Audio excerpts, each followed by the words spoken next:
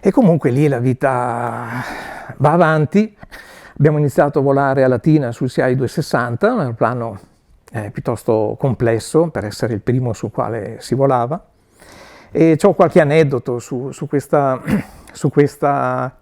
avventura. La prima è stata proprio dopo il primo volo che ho fatto con l'istruttore. Eravamo io e altri 2 allievi che dopo aver volato quel giorno, il volo comprendeva un volo di ambientamento dove però si faceva già un po' di acrobazia. L'istruttore faceva un po' di dimostrazione, un po' di acrobazia, ti faceva tenere un attimo l'aeroplano e io ero così contento che mi era sembrato di aver capito qualcosa, no? Cioè che riuscivo a tenere l'aeroplano dritto, madonna. Poi non ero stato male perché il 90% dei ragazzi che iniziavano a lavorare con il 6260 stavano male di stomaco e tornavano poi a terra col sacchetto. Io ero stato veramente bene, mi ero sentito a mio agio e quindi durante il debriefing con gli altri 2 è stato più forte di me, non ho saputo trattenermi, ho fatto una domanda che non avrei dovuto fare all'istruttore e gli ho chiesto: scusi, ma secondo lei come sono andato? Lui si è girato e mi ha detto: perché? Hai fatto qualcosa? E così ho capito che non avrei mai più dovuto chiedere niente di quello che stavamo facendo. Comunque, il corso è stato impegnativo e devo dire che era un full immersion, 24 ore su 24, stavamo concentrati solo a studiare, a immaginare le manovre che dovevamo fare. Sembravamo, penso che ci siamo passati tutti, ma sembravamo dei matti. C'era il piazzale di Latina, lì era la scuola di volo, che quando gli allievi non stavano volando erano impegnati, la maggior parte di noi eravamo in mano, avevamo la fotografia in bianco e nero del cruscotto che per noi era complicatissimo, dall'altra parte c'era la checklist e viaggiavamo su questo piazzale di cemento simulando di fare il circuito, immaginando di avere la pista lì.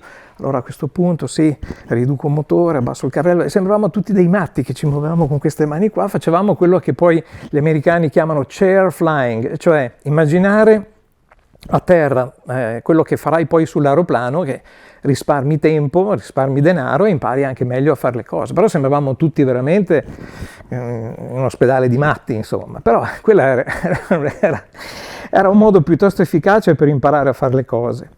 E io devo dire che ci ho messo il massimo dell'entusiasmo e dell'impegno, però me la sono cavata, ma proprio filo filo. Lì bastava fare una missione negativa, 2 missioni negative, ti cambiavano l'istruttore, e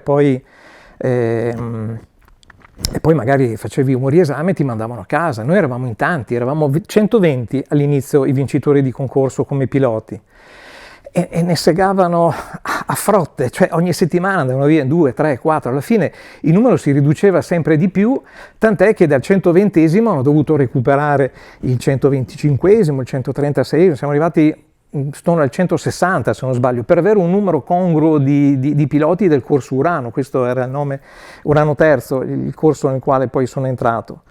E quindi è una selezione molto molto molto severa e io nonostante il massimo sono arrivato pelo pelo. E mi ricordo anche che il giorno dell'esame, alla 12esima c'era un esame intermedio dove praticamente veniva un istruttore da fuori. All'epoca c'erano 4 istruttori preparatissimi che facevano gli esami in tutte le scuole d'Italia, le scuole militari. Li chiamavamo i 4 dell'Ave Maria. Ed erano degli dei in terra questi qui, veramente, cioè un senso di rispetto pazzesco. E io speravo di non dover fare questa 12esima con uno di loro, invece mi è capitato uno di loro, non mi ricordo il nome, comunque mi ricordo aveva una soggezione pazzesca di questo pilotone, che comunque è stato gentilissimo, è stato molto, molto bravo con me, però quando durante l'esame a un certo punto dovevo fare un looping, e io ero così in soggezione che, insomma, per fare un looping con il 6260 comunque devi avere la velocità giusta e ce l'avevo, la quota giusta e ce l'avevo, e poi bisognava anche tirare, insomma, bisognava arrivare a tirare 4G, ma a me sembrava di fargli un torto questo esaminatore di rally 4G, perché insomma pesano 4G, e allora l'ho tirato male, un po' perché avevo poca esperienza, un po' perché ero così insomma un po' imbarazzato, e quindi l'ho fatto a 2G questo looping, ho tirato su poco, e quando sono arrivato al top l'aeroplano è stallato, ma non solo è stallato, è entrato in vite piatta rovescia. Lui era seduto a fianco a me, ha detto ce l'ho io, ha fatto un po' di manovre strane che non ho capito, ha mosso la cloche, ha dato un motore, insomma siamo usciti da questa situazione, era raddrizzato, mi ha guardato e mi fa tu non sai che cosa sia un looping, adesso te lo faccio rivedere e lo rifai, e così è andato, e l'esame l'ho passato, quello della 12ª. Poi è stato anche interessante quando ho fatto l'ultimo check prima di fare la missione solista. Ragazzi, erano solo 19 missioni, cioè tu non sapevi niente di cos'era un aeroplano e dopo solo 19 missioni ti trovavi a volare da solo su un aereo che era veramente complesso, perché 6260 carrello retrattile, elica passo variabile, 260 cavalli, era una macchina complessa. E quando siamo atterrati, dopo questo esame finale, che doveva conferirmi poi la possibilità di andare in volo da solo, io sinceramente non mi sentivo veramente pronto per volare da solo con questo macchinone, quindi ho azzardato anche lì a dire una cosa che non avrei dovuto fare. Ma comandante, ma non è che magari si può fare 1 o 2 missioni in più? Lui mi ha guardato malissimo, mi ha detto adesso scendi da questo aeroplano, sali su quello e vai in volo da solo. Cioè è stato proprio categorico, quindi sono dovuto salire su questo aeroplano e non potrò mai dimenticare il momento in cui dopo il rullaggio, con questo enorme voragine che c'era a fianco a me, perché l'assenza dell'istruttore che era seduto a fianco è una voragine quando devi andare in volo da solo. E quando la torre mi ha autorizzato il decollo e ho avanzato la manetta per decollare, mi sono detto, e adesso sei veramente da solo su questo aeroplano qua. Era un misto di emozione, di paura e anche di soddisfazione. Comunque poi è andato tutto bene, sono riuscito a fare quello che dovevo fare e poi da lì le cose sono andate avanti. Abbiamo fatto poi delle selezioni anche alla fine del secondo anno, anche alla fine del terzo anno. Eravamo un po' un corso sperimentale, perché normalmente non si facevano ulteriori selezioni, si facevano solo le 6 ore per mantenere il brevetto da pilota di aeroplano che avevamo conseguito proprio con quel corso lì.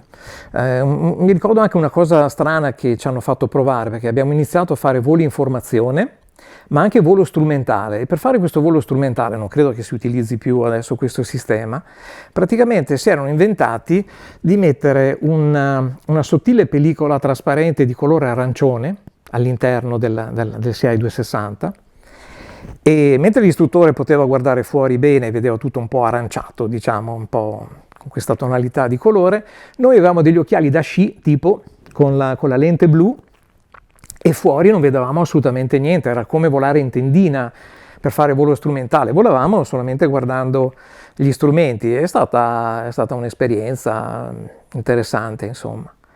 Vabbè, poi l'accademia è andata avanti, esami, controesami, impegnativa. Mi ricordo all'inizio, appena abbiamo cominciato a fare i primi briefing, arrivò un comandante, noi eravamo tutti seduti, eravamo in 120 in quest'aula grande così. Mi ricordo una frase che mi ha colpito molto, che ci disse all'epoca, dopo il benvenuto, dopo averci spiegato che cosa avremmo fatto in accademia, e subito dopo, ha detto: guardatevi intorno, sì, guardatevi intorno, perché è brutto da dire, però sappiate che tra qualche anno forse non ci sarete tutti, perché qualcuno di voi potrebbe avere un incidente.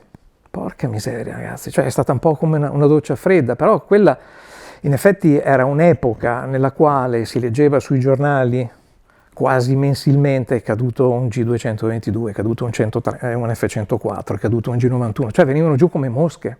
Cioè era un mestiere all'epoca veramente pericoloso. Poi per fortuna nell'arco di tutti questi anni le cose sono radicalmente cambiate e quella doccia fredda è servita un po' anche forse a testare qual era il nostro livello di motivazione. Infatti all'inizio tanta gente scappava, anche i vincitori di concorso ogni settimana succedeva che andavano in comando, no, io con questa gabbia dei matti non ci sto, io scappo, non si può fare una vita del genere, che la vita in accademia è piuttosto dura e poi comunque insomma comporta dei rischi, ma ripeto, quando uno ha la passione che gli è entrata dentro non ha più paura di niente, cioè la paura la puoi avere, ma c'è troppo entusiasmo dietro che ti spinge e ti aiuta a superare quelle che sono poi le difficoltà.